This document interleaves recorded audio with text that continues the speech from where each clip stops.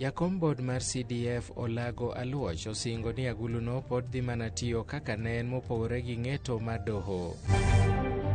Kuja wakaona na kuweka mikakati yao vile wanaelewa, wakapata kwamba ilikuwa vilipusi zimewekwa chini kando ya bridge. Obila gwenge mag Nyatike dhi nyime kod timo nonro motenore kod miruti mitiyo gode kuonde kunyo mula mano yudi koiki ei kuoyo. For men who are violated by their spouses or the other gender, most of them are also not reporting because of the fear of the masculinity and nonro mogol machiegni ni yango ni lwenje ma kit chwech ogo tache kaunti ma Siaya ka thoth ji ok go lipot e wi lwenje ma kamago.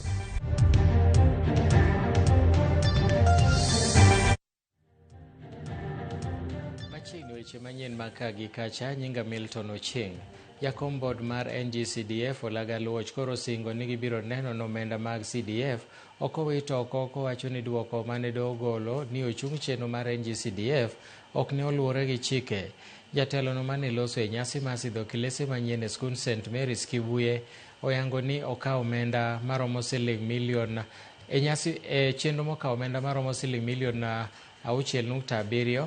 Omedo ni piny owacho oseketo omenda maromo bilion 58 maneno ni chenro mag NG-CDF odhi nyime kendo medo konyo od buche mantie e piny Kenya.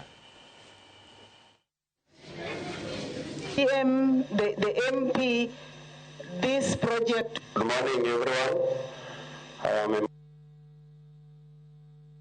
through CDF. We are constructing and starting a new school, a new girls' secondary school, starting in January, which is nearly completed. That will be the 4th girls' secondary school. We had Kisumu Girls, which was upgraded to national. I don't know how many constituencies have received 3 projects which are CSR. Kisumu Central seem to be lucky. I think that's because of the relationship we have with the NG-CDF. Last year, 3 High Court judges decided to give a judgment, giving CDF up to June next year to wind up operations. That judgment was not based in law.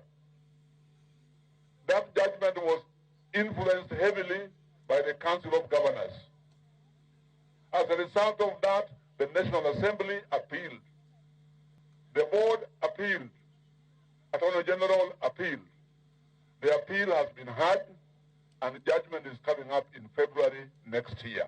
So I want to tell you here now, as Kenyans who have benefited from CDF, you need not worry about the fate of CDF. CDF is here to stay.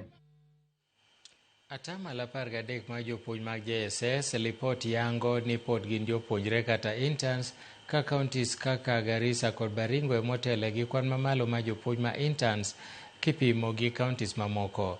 E kwan mar jopuonj ma duol mandiko jopuonj mar TSC osendiko nyaka ne Kenya Kwanza ka otelo, nus margi gin jopuonjre mag JSS kata bed ni rem pod nitiere e kinde ma ywak bende medore. Wabed piny wang'ini ka jo JSS gine bridge mar primary gi senior secondary. How nyalo konygi nado nikech ng'ur continuously ng'ur biro miyo somo kata nyithindo ma public sector ok bi perform maber. Kong'ire gi the third parameter maluongo ni jopuonj onge, the third one en nyithindo. In most public schools kata town kai kata Kisumu kocha iyudo ka nyithindo ni 80 e klas achiel gi japuonj achiel.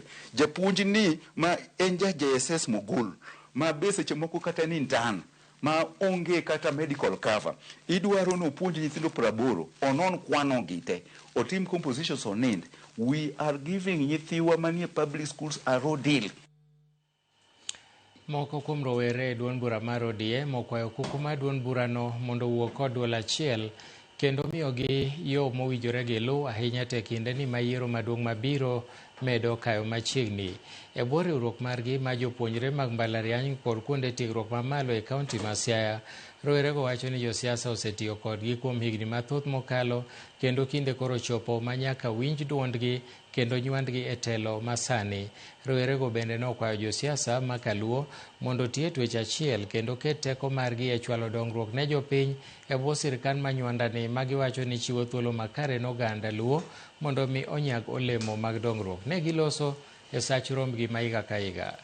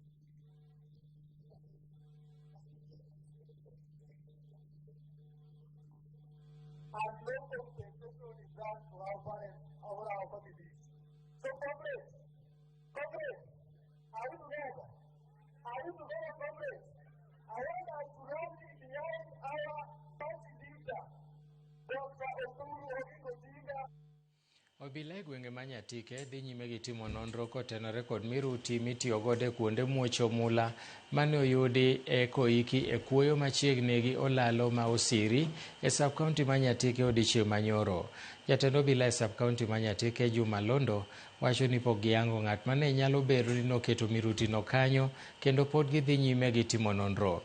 Mirutino nodok okaw kod obila mantiere kod lony e weche motudore kod miruti kendo gidhi nyime kod timo nonro.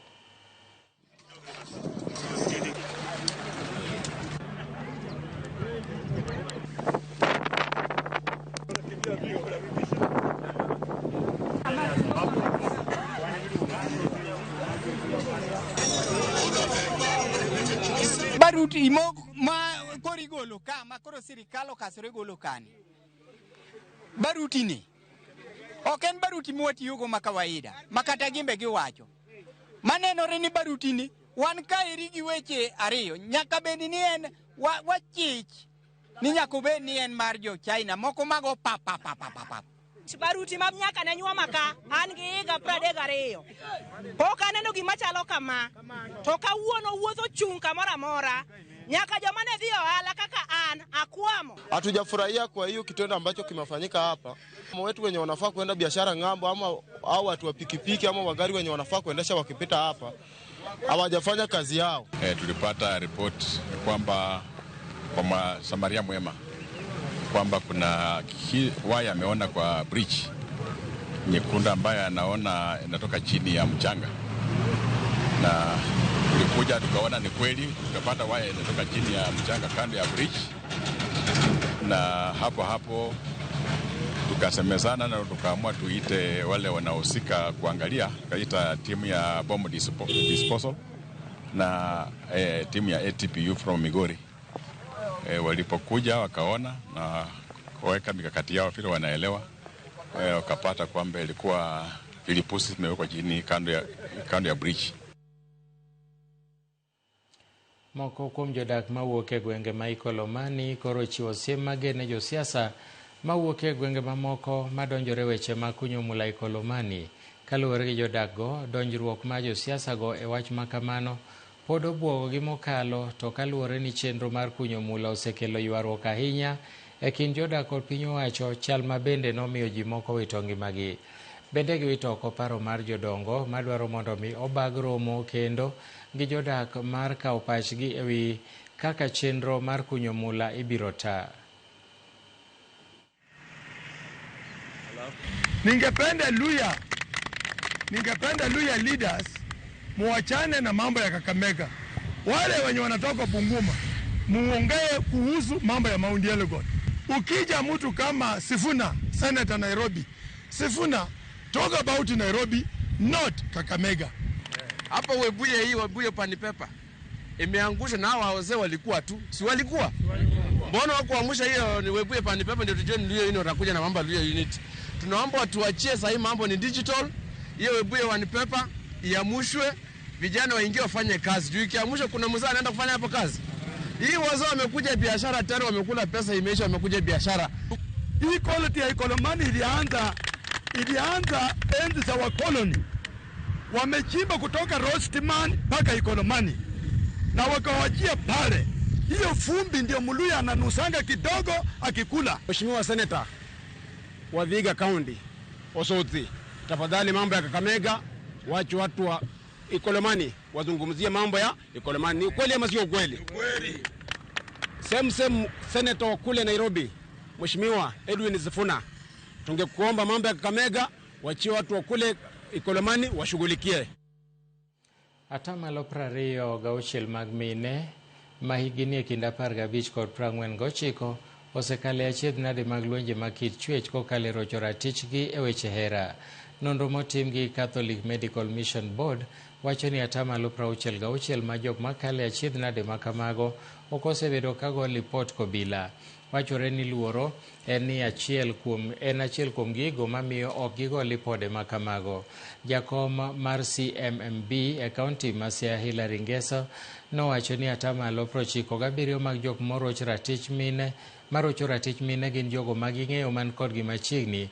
Bende nonro no yango ni thoth ji monjao e yor hera kata moroch ratichgi ok thor yudo thieth mapiyo kamago mayudo thieth dhi modeko gino mabende nyayo landruok kute mag ayaki.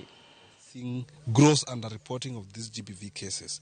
One of the significant findings from the study noted that about 66.7% of people that have been violated do not report some of these cases. So that means that the figures that we have, so as they may, they do not necessarily paint the bigger picture of what is in the community. And that means we might really be, or we might have probably been responding to an issue, but we do not have the bigger picture of what that issue looks like. So really being able to understand why people do not report is an entry point to start having a conversation about what is it that we can do about issues of GBV. Mainly from the findings, one of the things that came out strongly was that for men who are violated by their spouses or the other gender, most of them are also not reporting because of the fear of the masculinity and do not really want people to be able to know that they have been battered by their wives or spouses. Familia moro e alwora ma Ng'orng'oroi e kachung'od bura ma Marakwet ma Imbo e kaunti ma Elgeyo Marakwet yuago watgi moro manyo polo riado monego e sama nyo koth mapek chwe komanore gi mor mar polo e alworano. Masira ma kamano otimore kaluwore gi koth mapek manochwe kono ka bende nomiyo yath maduong' olwar kuom ot moro monego miyo moro. Masirano noweyo ka joma odak kanyo obet gi luoro. Nikaona mawingu anatokea huko Miyen. Haya, nikaona iko sita. Nisema na hii mbwa ni mawingu ni memugo ama ni kitu kingine. Upepo iliingia. Wakati upepo iliingia ikawa ni ile miti kaanza kutetemeka, tukaanza kusema tujifiche. Ilikuwa mvua mara ya kwanza.